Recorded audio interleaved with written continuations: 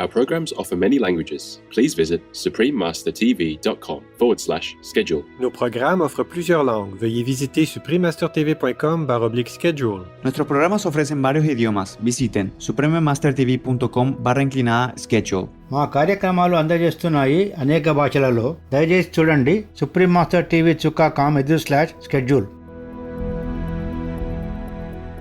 Scientists have not been able to determine how the Priscilli blue stones, as well as the much heavier sarsen stones, were moved over such substantial distances well before the invention of the wheel. The intriguing heritage of Britain's Neolithic megaliths, Stonehenge, Avebury and associated sites, part 1 of 2. Continue watching to find out more. This is a message to all those out there who think that you need animal products to be fit and strong. After becoming vegan, I am stronger than ever before, and I am still improving day by day. Patrick Baboumian, vegan.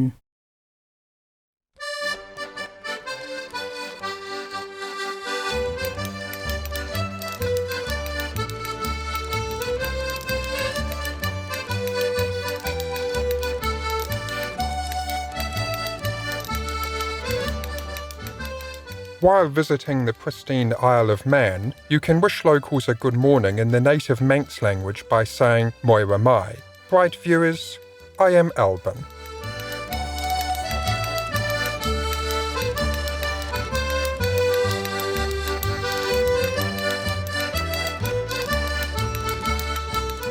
The contented people of the Isle of Man thank you for your kindness to others, especially our animal co-inhabitants.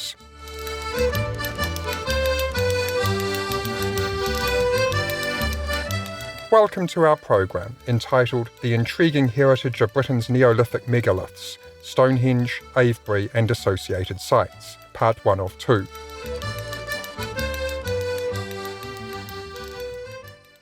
Unexplained and beautiful are the structures of Stonehenge and the similarly intriguing surrounding location. The stone circle, or henge, is close to the village of Avebury, Wiltshire, and has captured the whimsy of many visitors reflecting on ancient human history in Great Britain and what may have taken place here. These stout columns of stone have been arranged in a predetermined sequence. Emerging from a foggy dawn on the Salisbury Plains of central England, they appear as giant megalithic time capsules from a bygone era. The property was named a UNESCO World Heritage Site in 1986. The listing honours the importance of Stonehenge as the most architecturally sophisticated prehistoric stone circle in the world, stating that Avebury's prehistoric stone circle is the largest in the world. Associated sites located within the World Heritage Stonehenge listing include the Avenue, a 3-kilometre pathway that approaches Stonehenge from the Avon River, Durrington Walls, the second largest late Neolithic palisaded or defensive enclosure in Britain, Silbury Hill, a man-made mound of over 500,000 tonnes of chalk, and Woodhenge, an incredible pattern-like arrangement of wooden post holes. The World Heritage inscription also dates the inception of the sites from between 5,000 and 6,000 years ago, listing them as representing a unique embodiment of our collective heritage. What was the purpose of Stonehenge, the standing stones of Avebury, and the other surrounding unique man-made structures? Britain's ancient Neolithic past is still widely debated. A variety of scientific theories include their possible use in astronomical observations, while the written histories and mythologies tie the mysterious structures to the deeds of the ancient kings of Britain.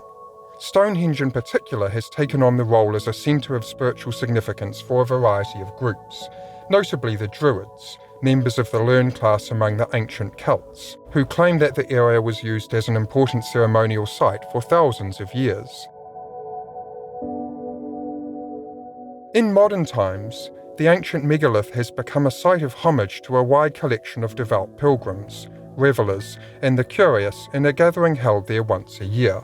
This is the only time when authorities allow the general public close access to the stones, and a ceremony held to mark the precise moment of the summer solstice, a wondrous moment when the sun rises between the central standing columns and perfectly aligns with the heel stone on the nearby avenue. This significant feature of solstice alignment is seen repeated in many other Neolithic structures.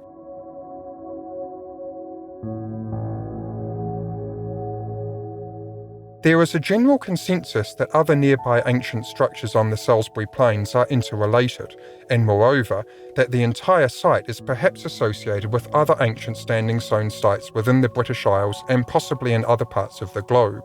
Stonehenge, for example, is said by some to be the meeting point of 14 electromagnetic tracks, invisible straight lines between centres of energy often marked by ancient sites, a theory developed by landscape photographer Alfred Watkins in 1921.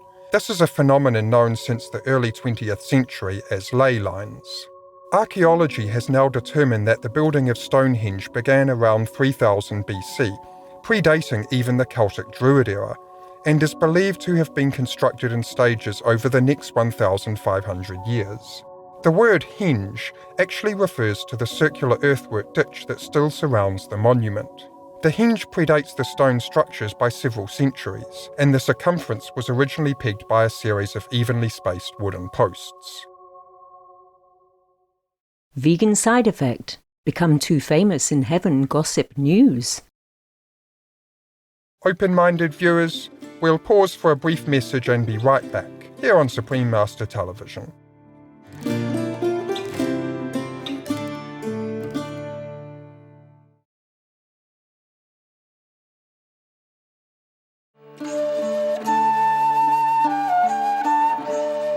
Welcome back to the intriguing heritage of Britain's Neolithic megaliths, Stonehenge, Avebury and associated sites, part 1 of 2. The actual stones of Stonehenge consist of Preseli bluestones and Sarsen sandstones. The smaller Preseli stones were the first stones to be placed within the henge. They were initially set up in pits, referred to as the Aubrey Holes, close to Stonehenge, before being placed in the circular formation. The outer ring of Sarsen stones was installed about 500 years later.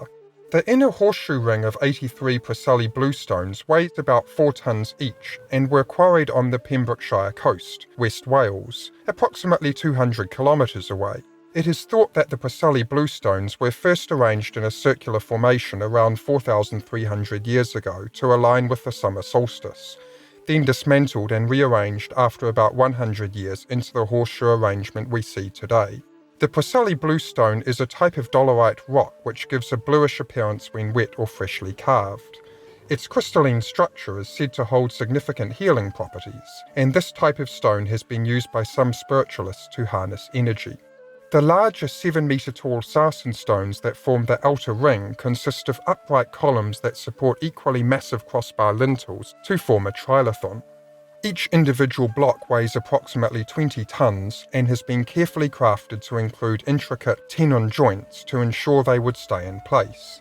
Even so, only sections of the original trilithons remain today.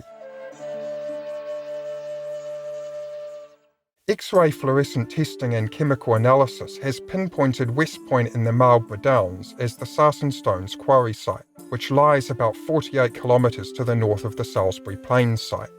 It is believed that these Sarsen, which also form the large stone circle at Avebury, were deliberately chosen as the strongest material available. Scientists have not been able to determine how the Preseli bluestones, as well as the much heavier Sarsen stones, were moved over such substantial distances, well before the invention of the wheel. During a conference in April 2011, Supreme Master Ching Hai revealed some amazing secrets of Stonehenge and ley lines. They were symbols of the ancient masters and kings of that time. And that's their power to do that. They use their power to place these stones there. Okay? Yes, Master. Wow. Yeah, before they didn't need machines, baby. They just need energy from their hand even. They can move mountains. Wow. Yeah. Crazy. Energy is everything, but humans have to discover more of their use. Not just tools, not just bombs, not just other weapons or machines. but energy from human beings. With their bare hands, if you practice special techniques, you can move a lot of things without tools. Wow. You can demolish mountains. Oh my goodness. You can dry the ocean. But don't do that. Don't do that, even if you have the power. I like the mountains and the ocean where they are. Okay, what else you want to know? Yeah, Master. My next question is, it is said that when these monolith points are connected together across the Earth, they often form straight lines crisscrossing the planet. These lines are called ley lines according to Alfred Watkins, or fairy paths to the Irish, dragon lines to the Chinese, spirit lines to the Peruvians, and dream path to the Australian Aborigines. Master, can you please tell us the significance of these lines? Are they related to the spiritual blessing lines, Master? My God, my God. What do you all want to know? No, they are not related to spiritual blessing line, SBL. But this is also a form of power to stabilize the earth, okay? Wow. So that it doesn't fly to the moon, that's it, okay? But SBLs offer more in terms of spiritual blessing, yes? And these dream lines that you have mentioned, they were used, they were fashioned, they were made by ancient masters and kings to stabilize the planet. Wow. Yeah, we are so blessed. We are so blessed. Wow, I'm telling you, we are so blessed. So many beings are blessing us and helping us since times immemorial. We just have to ask ourselves if we make ourselves worthy of all this. Okay? Yes, Master. We thank our most beloved Master for explaining some of the mysteries surrounding magnificent ancient structures like Stonehenge, as we look forward to learning more in Part 2. Vegan, love you. Noble viewers, it's been a pleasure to have your company today. Join us again on Sunday, October 23rd, for Part 2 of the intriguing heritage of Britain's Neolithic megaliths, Stonehenge, Avebury and associated sites. Coming up next is Burmese chickpea tofu, Part 1 of 2, vegan tofu nui, warm tofu noodle soup, right after noteworthy news, here on Supreme Master Television. May your days be sprinkled with joy in divine blessings. Our programs offer many languages. Please visit suprememastertv.com/schedule and suprememastertv.com/WAU